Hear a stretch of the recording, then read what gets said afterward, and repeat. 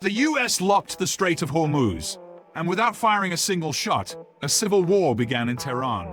Generals against diplomats, diplomats against generals, and the people against both. The regime has stopped acting like a single country. 3 different powers, 3 different strategies, 3 different survival plans. And none of them accepts the other. Iran has less than 2 weeks left. The government wants to surrender. The IRGC wants escalation. But their military options are exhausted. And unless they accept the terms, the regime is heading straight toward annihilation. And the streets are burning. Fuel lines, shuttered shops, death to the dictator chants. Washington is in no hurry, because time is working against Iran. And what this trap has created inside the regime is a civil war. The US engineered all of this. Understanding the strategic trap the US has set for Iran is essential, because what Washington is doing is not a conventional military operation. This is something far more ingenious. The US doesn't want to defeat Iran, it wants Iran to defeat itself. The blockade was designed as a 3-dimensional weapon. The military layer stops ships. The economic layer cuts off oil and imports. The psychological layer shatters the regime's internal cohesion.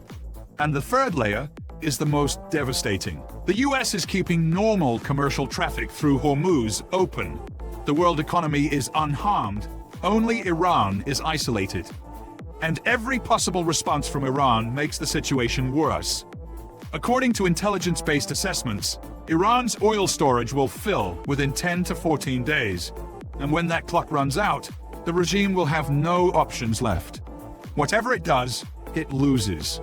Whatever it doesn't do, it loses. The blockade has exposed 2 wings inside the regime, and those 2 wings are now at war with each other. The first wing, the IRGC core, wants asymmetric escalation.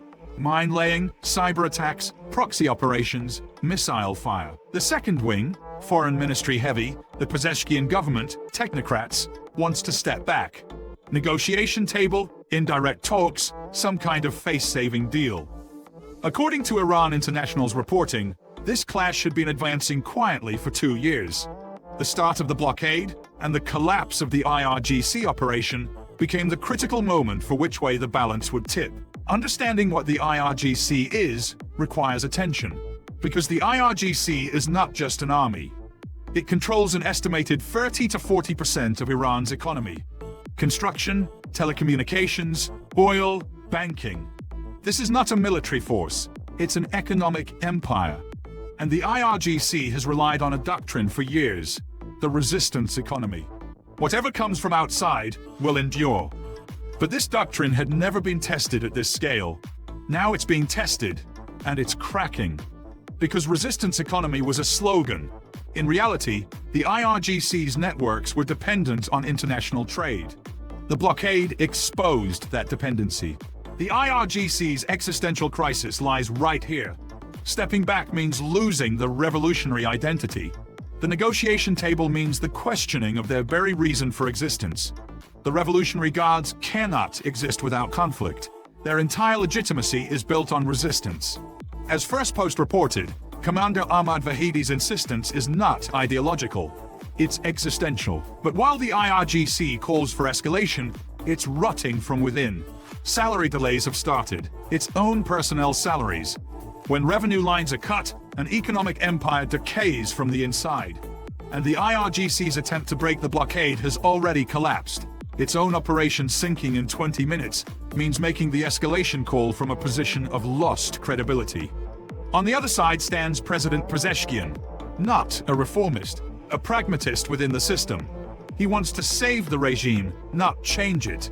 According to exclusive information reaching our sources, his words, "We're weeks away from collapse," leaked from behind closed doors, probably intentionally. He's accusing the IRGC of destroying the economy, saying regional attacks are eliminating any chance of ceasefire. But the IRGC isn't listening, because for the IRGC, stepping back isn't a tactical decision, it's an existential surrender. Foreign Minister Arakchi is alone at the table. According to the Jerusalem Post, every diplomatic move is being vetoed by the IRGC. The diplomatic wing's tragedy is this. To sit at the negotiation table, they must accept that the blockade is working. But that acceptance is the same as saying, the enemy won. And any government that says this faces the IRGC's charge of treason. The diplomats are making a secret move to escape this deadlock. They're trying to pull Artesh, Iran's regular army, to their side. According to the Critical Threats report, Artesh is separate from the IRGC and unhappy. Some commanders have started voicing their discontent. If this alliance is formed, the regime's internal balance of power completely breaks. But this is a gamble, because the IRGC could read Artesh's movement as a coup attempt, and when the IRGC reads something as a coup, its response is sharp. Washington knows this. That's why it's waiting. In 1979, there was also a regime. It looked powerful from the outside, but was rotting from within. Back then too, generals, diplomats, and people had turned on each other. And back then too, nobody predicted the collapse would come so fast. And in Tehran, there aren't just two wings. There's a third force, and the regime fears it most of all. What's happening on the street is far more dangerous than the corridor fight. Iran's social contract has collapsed. For years, there was a silent agreement between the regime and the people. No democracy, but cheap gasoline. Heavy ideology, but basic needs met. The blockade tore that agreement apart. No gasoline, no diesel, daily power cuts. According to Al Jazeera's reporting, inflation has exceeded, salaries are delayed. Basic needs have become unaffordable. History is repeating itself. 2009, 2017, 2019, 2022. Every major protest in Iran was economically triggered. Gasoline hike, bread price, currency collapse. Every time the street erupted faster than expected, was crushed harder than expected, and the regime aged a little more each time. The current economic pressure is heavier than all of those combined. From Tabriz to Tehran, Isfahan to Shiraz, protests are no longer in a single city. They've spread across the country. Women and youth are on the front lines. The post-Mahsa Amini generation is no longer afraid. For this generation, the regime isn't even legitimate. Death to the dictator chants are rising on every corner. Shops are shuttering. Truck drivers are stopped on the roads. They can't find fuel, and those who do can't afford it. Factories are shutting down because energy has been cut. Hospital generator fuel is running out. Daily life has begun to collapse, and this paralysis deepens with every passing day. And this geographic spread is creating a lethal problem for the regime. In previous protests, uprisings were concentrated in a few major cities. The IRGC could suppress them by piling forces there. But now, protests are erupting in dozens of cities simultaneously. The regime's suppression capacity is being overwhelmed. It can't send troops everywhere at once. While it crushes one city, another ignites. Pezeshkian's position is impossible. He needs to calm the people but has no tools. He needs to restrain the IRGC but has no authority. And the IRGC is ordering harsh intervention on the streets, but it already has a recruitment problem. If it can't send men to the front, is it going to fight in the streets too? The people trust neither Pezeshkian nor Vahidi. They're rejecting the regime itself. In the protests, chants of "the army is with the people" are rising. This slogan isn't just a wish, it's an open call to Artesh. And there's a time threshold where all these cracks converge. According to intelligence-based assessments, within 10 to 14 days, Iran's oil storage capacity will be full. When storage fills, wells must shut down, and a shut well doesn't reopen with the flip of a switch. Reservoir pressure drops, geological damage begins. Some wells take months to recover. Some never do. The blockade isn't just cutting exports, it's permanently degrading Iran's long-term production capacity. And the refinery paradox kicks in. Iran is the world's fourth largest oil producer, but its refining capacity can't cover its own production. It has to export crude and import refined gasoline and diesel. Both sides of that loop are now blocked. Nothing going out, nothing coming in. In a country that produces oil, lines form at gas stations. This absurd picture hits the regime's most sensitive nerve. because Iran's social contract breaks at precisely this point. The silent agreement between regime and people was always economic. No freedom but cheap gas, no democracy but bread on the table. That agreement is now torn. This clock is cornering everyone. Diplomats say, urgent negotiation. The IRGC says, hold. But neither can stop the clock. The IRGC calls for endurance, but can't pay its own personnel's salaries. Pezeshkian wants negotiation, but the IRGC blocks every step. When the clock runs out, the ones who will decide won't be the generals or the diplomats.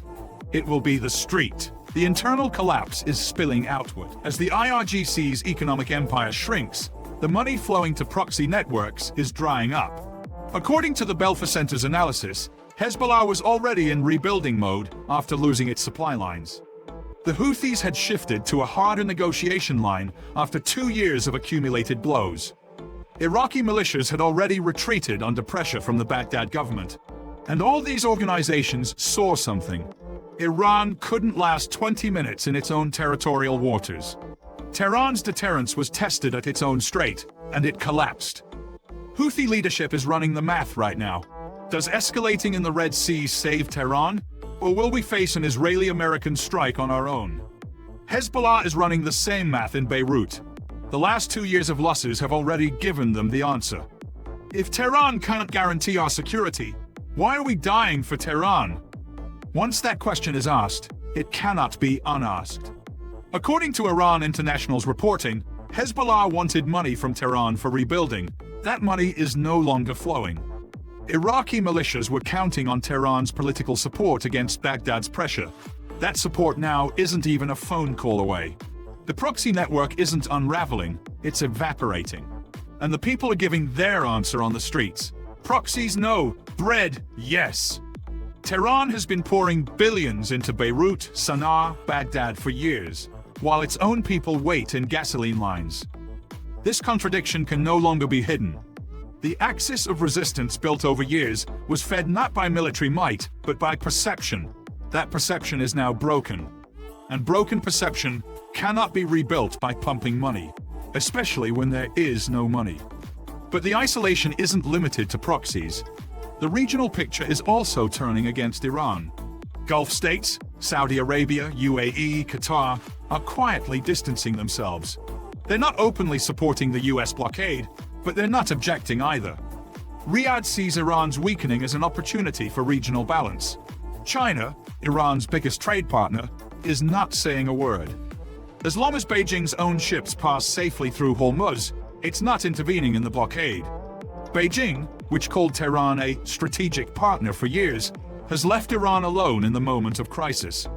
China is only thinking of its own interests, and its interest right now is not saving Iran. Russia? Moscow can't even look up from its own internal chaos. The war in Ukraine, general purges, economic pressure. Putin has no hand to reach toward Tehran. So Iran is now alone, both inside and outside. Proxies are asking questions, allies are retreating, the Gulf is watching, China is silent, Russia can't help. Iran has never been this isolated in its history. This unprecedented isolation on the outside is tearing apart the very institution the regime relies on most, the military itself. According to informed sources, the Iranian armed forces are facing severe shortages of supplies, rising desertions, and deepening friction between the regular army, Artesh, and the Revolutionary Guards. As the fighting intensifies, the military system is coming under increasing pressure. The details of this report are horrifying. Let's examine them one by one. The 20-round crisis. Logistical supply lines have been so severely disrupted that some frontline units are being issued only 20 rounds of ammunition for every 2 soldiers. 20 rounds, 2 soldiers. This is a number that would be insufficient not just in a war, but even during training, exercises at a police station. An automatic weapon fires 10 rounds per second, meaning the combined firepower of 2 soldiers lasts exactly 2 seconds. But the ammunition shortage is just the beginning. It is reported that field units in some regions are operating without access to reliable drinking water or sufficient food supplies. No weapons, no water, no food. On the 12th day of the war, the soldiers of a million-strong army are being decimated by hunger, thirst, and a lack of ammunition. Under these conditions, it is physically impossible for an army to maintain its loyalty. The bloody rift between the Artesh and the Revolutionary Guards had opened. The biggest point of friction emerged regarding medical support for wounded soldiers. Regular army units suffered significant losses, yet Revolutionary Guard personnel flatly refused to transport wounded army soldiers to hospitals, despite having access to medical facilities. Citing shortages of ambulances and blood supplies, they repeatedly turned down the army's requests for assistance. Let's focus on this detail. An army abandoning its own wounded to die is proof that military cohesion has collapsed at the most fundamental level.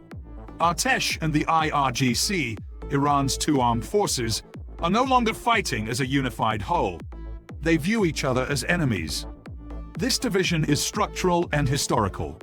Artesh is Iran's conventional army, units inherited from the Shah era, filled through mandatory conscription, with relatively weak ideological ties. After the 1979 revolution, the regime never trusted Artesh. It established its own ideological army, the IRGC.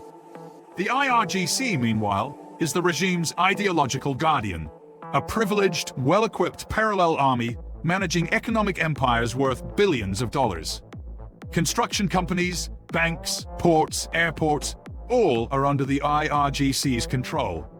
For 47 years, the IRGC has always been treated as first-class citizens, while the Artesh has been treated as second-class.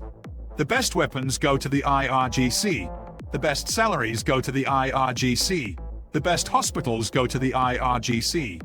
Now, even as the regime collapses, the IRGC prioritizes the technical maintenance of its missile systems, that is, preserving its strategic weapons capabilities, while starving its own soldiers, while abandoning its wounded to die.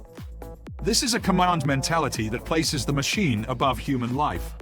And this mentality has brought the anger that has been building since February 28th to a breaking point. Artesh soldiers know the IRGC didn't send ambulances while they were drowning in their own blood, and they want revenge. And then the uprisings erupted. Harsh conditions and a situation perceived as neglect by commanders led to mass desertions.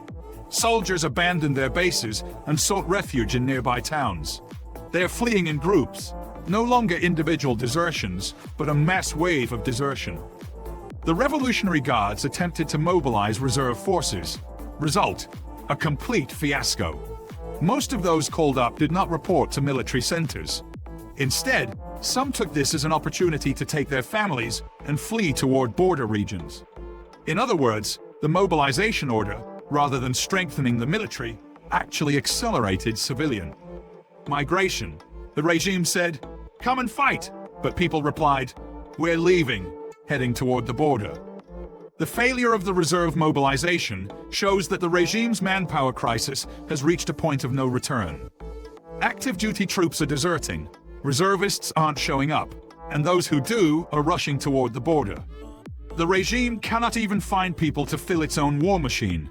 This is a sign of the collapse not of an army, but of a state. And perhaps the most shocking detail, the crisis is not limited to the Artesh. Even within the IRGC missile units, traditionally the best resourced units of the Iranian military, reports of communication equipment failures and shortages of food and basic supplies are emerging. Even the missile units, the regime's crown jewels, its most privileged and best equipped forces, are starving and cut off from communication. Commanders are prioritizing the delivery of technical components necessary to keep missile systems operational over sending food or personal equipment to the troops. They are protecting the machine, not the people. It is acceptable for a soldier to go hungry, but a missile cannot be left unmaintained. This mindset alone explains why the Iranian military is falling apart. The regime does not view its own soldiers as human beings, and the soldiers know this.